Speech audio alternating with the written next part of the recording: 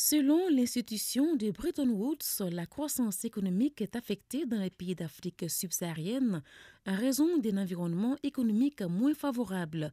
De 6,5% entre 2003 et 2008, la croissance économique de la zone est tombée à 4,5% de 2008 à 2014. Pour cette année 2015, le taux attendu est de seulement 3,7%. Ce ralentissement de la croissance a plusieurs raisons. Il s'agit de la baisse des cours des matières premières, de la décroissance de l'économie chinoise et du durcissement des conditions financières au niveau mondial. Il est important de ne pas oublier que la Chine, qui est un consommateur extraordinaire du cuivre, par exemple, 2 tiers également de la demande du minerai de fer, c'est un consommateur extraordinaire de certains des produits de base que produisent les pays africains.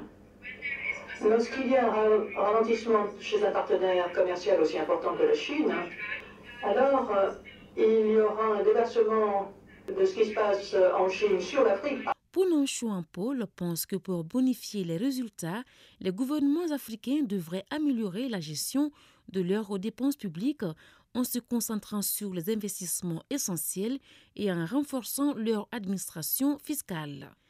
Contrairement à la croissance économique, la prévalence de la pauvreté sur le continent aurait diminué, passant de 56% en 1990 à 43% en 2012. La croissance se tient dans des domaines et des secteurs où se trouvent les pauvres. Donc, ce qui fait que si la croissance est agricole et en Afrique,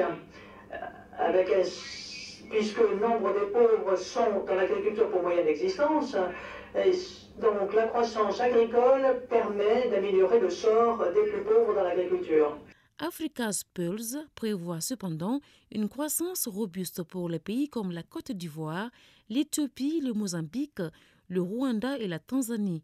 Dans ces États, un taux de 7% est attendu par an entre 2015 et 2017.